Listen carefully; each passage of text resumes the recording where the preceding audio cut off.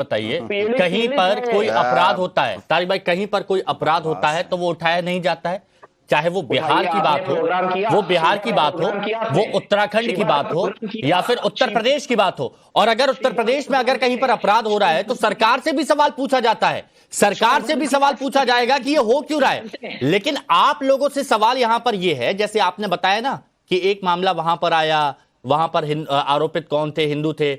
यहां पर बस सवाल यही है कि जब एक तरफा बात होती है तब आप लोग शांत हो जाते हैं, उस मुद्दे पर आप खुलकर नहीं बोलते हैं, आप स्टैंड नहीं ले पाते हैं वोट बैंक की वजह से। एक बात और सुन लीजिए, एक पेचीदगी इस मामले की सुन लीजिए। इस लड़की का कुछ 8 दिन पहले मजिस्ट्रेट के सामने 164 का बयान हुआ, जो बयान 164 का होता है। अगर लड़की बालिग है और उसने 164 के बयान में मजिस्ट्रेट के सामने कह दिया कि मैं उस लड़के के साथ रहूंगी, वो चाहे हिंदू हो चाहे मुसलमान, उसको अलाउ कर दिया जाएगा कि जाओ तुम रहो। तो 164 के बयान में इस लड़की को माँ बाप को इसलिए दिया गया क्योंकि इसने कहा कि मैं उसके साथ नहीं रहूंगी, अपने घर जाऊंगी।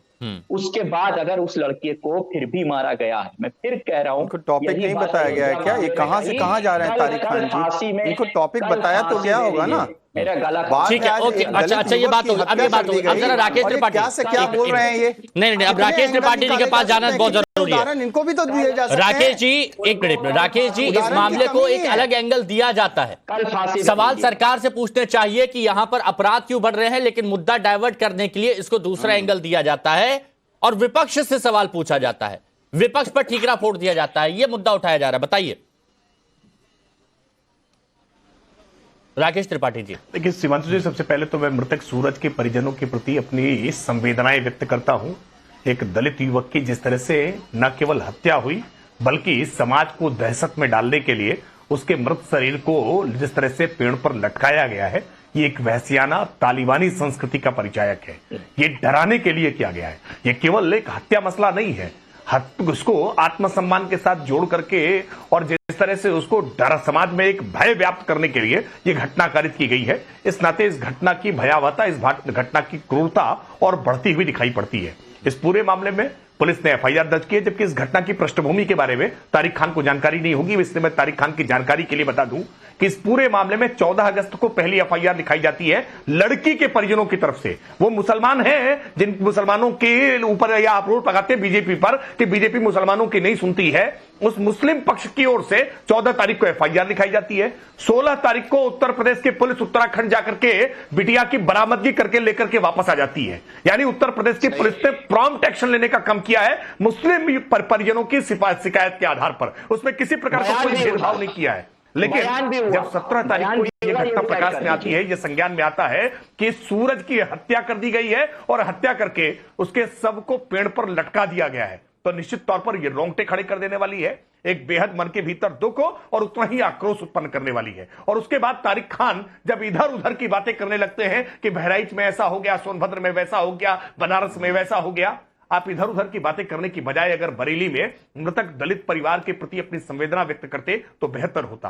आप अपेक्षा करते कि यहां पर हत्यारों के खिलाफ कठोरतम धाराओं में त्वरित गति से कार्रवाई कीजिए तो अच्छा होता। वैसे मैं आपकी जानकारी के लिए दे दूं कि इसमें जितने नामजद अभियुक्त हैं, इन नामजद अभियुक्तों में छुट्टन पुत्र अमील अहमद गिरफ्तार कर लिया गया है, इमरान गिरफ्तार कर लिया गया है, तस्लीम गिरफ्तार कर लिया गया है। पुलिस गिरफ्तार करके इनसे पूछताछ कर रही है और एसपी नॉर्थ बरेली उनकी पर्यवेक्षण में वो इस पूरे मामले को देख रहे हैं। यानी आला अधिकारी इस पूरे मामले पर नजर बनाए हुए हैं कि किसी प्रकार की कोई चूक ना हो जाए, कोई उपेक्षा ना हो जाए, कोई लापरवाही ना हो जाए, पीड़ित पक्ष को न्याय मिलना चाहिए। हम इस बात की परवाह नहीं करते हैं कि पीड़ित की जाति क्या है या आरोपी का मजहब क्या है। हम इस बात की परवाह करते हैं कि अपराध कितने घिनौने तरीके से किया गया है, तारिक भाई बताइए, क्रूरता से किया गया है और जिस जघन्य तरीके से ये हत्या की गई है, ये निश्चित तौर पर बताइए तारिक भाई बताइए। पीड़ा तारिक के मन नाज़िम खान साहब तुरंत आ रहा हूं, इसके बाद आ रहा हूं, के मन में भी होनी चाहिए। नाज़िम खान साहब इसके बाद आ रहा हूं। आधी अधूरी बात बताई गई। 16 अगस्त 2024 को कोर्ट में उसका बयान भी दर्ज कराया गया।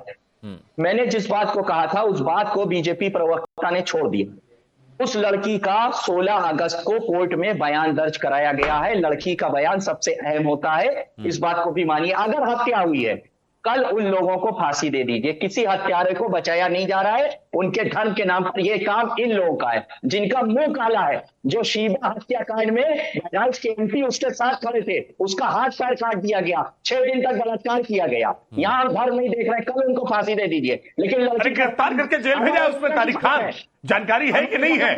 उसमें भी गिरफ्तार करके जेल भेजा है। किसको जेल भेजा है? 6 लोगों को बचा लिया, घर की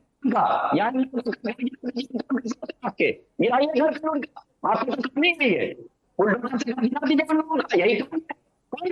अच्छा, आपके तारिक भाई, जब आप जोर से बोल रहे हैं तो आवाज आपकी थोड़ी डिस्टर्ब होके आ रही है। जब आप बहुत ज्यादा जोर से बोल रहे हैं तो आपकी आवाज थोड़ी सी डिस्टर्ब होके आ रही है, तो वो बहुत ज्यादा क्लियर राकेश जी तक लास्ट। हाँ, आखिर में जो आप जब मैं कह रहा हूं कि हम ये कह रहे हैं लड़की मुसलमान है और लड़का को मारा वो दलित है, अगर उसके घर वाले कल्प्रिट है उनको सख्त से सजा दीजिए। अच्छा, हाजी नाजिम खान साहब बताइए, ये मकसद क्या था? ये मकसद क्या था? ये पेड़ पर टांगने वाला, मतलब किसी की हत्या की निर्ममता के साथ और पेड़ पर लटका दिया, ये क्या संदेश देने की यहां पर कोशिश की जा रही थी? क्योंकि इसमें एंगल एक दूसरा भी आ रहा है, यहां पर दलित भी आ गया, यहां पर मुस्लिम भी आ गया, और जिस तरह से हत्या की गई उससे आसपास के इलाके में बहुत सारे सवाल भी उठ रहे हैं।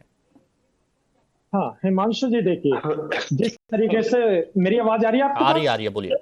हाँ हिमांशु जी, देखिए जिस तरीके से बार बार सूरज की बात हो रही है, देखिए उसको फंदे पर लटका दिया गया, ये बहुत ही गलत है। हम देखिए अपने सूरज भाई के पीड़ित परिवार के साथ खड़े हुए, लेकिन मुझे बड़ा अचंभा होता है कि अब उससे सूरज को सिर्फ और सिर्फ दलित के नाम से कहा जा रहा है, जबकि जब वोट लेने का नंबर आता है तो उसको हिंदू कहा जाता है। तो ये इतना बड़ा भेदभाव भारत के अंदर ही होता है। और देखिए अभी भाजपा के प्रवक्ता, जब मुस्लिम नाम आते हैं तो इनको बड़ा गर्व महसूस होता है और चीख चीख के अभी नाम गिनवाते हैं।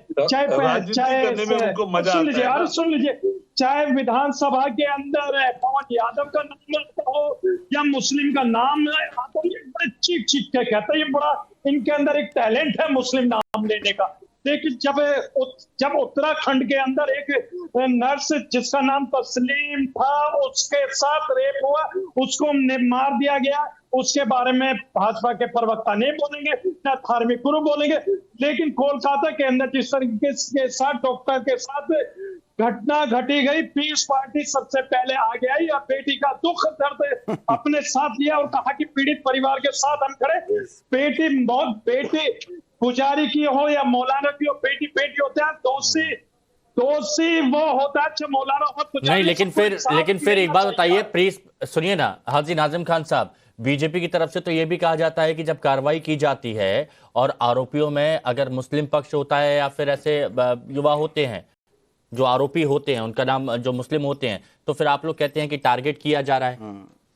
हाँ हिमांशु जी, देखिए बिल्कुल, देखिए मैं इसलिए कहता हूँ, बड़ा आपने जो बात कही है बिल्कुल भाजपा इस तरीके से करती है। अभी आपने देखा होगा कि बांग्लादेश के जो रह रहे थे बंदे, ऐसा ये लोग कहते हैं झोपड़ियों में रहने वालों को मारपीट करी गई थी, उनकी झोपड़ियां तोड़ दी गई थी, ये कहा गया था कि बांग्लादेश सख्त कार्रवाई की गई। अगर गाजियाबाद की बात आप कर रहे हैं, सख्त कार्रवाई की गई है। सुन तो लीजिए, मैं वही तो मैं कह रहा हूँ कि देखिए, मैं वही कह रहा हूँ, अपराधी में हजारों हिंदुओं को मार दिया गया, मैं हाजी भाई महिलाओं के साथ बलात्कार हुआ, रमनीश जी, अच्छा रमनीश जी, मैं वही कह रहा हूं, सुनिए ना, अपराधी अगर इस तरफ का है या उस तरफ का है तो वो है अपराधी, उसको उसी तरह से ट्रीट करना चाहिए। लेकिन जब उसमें धर्म देखा जाता है और एक तरफ को लेकर चुप्पी साध ली जाती है, तब सवाल उठते हैं।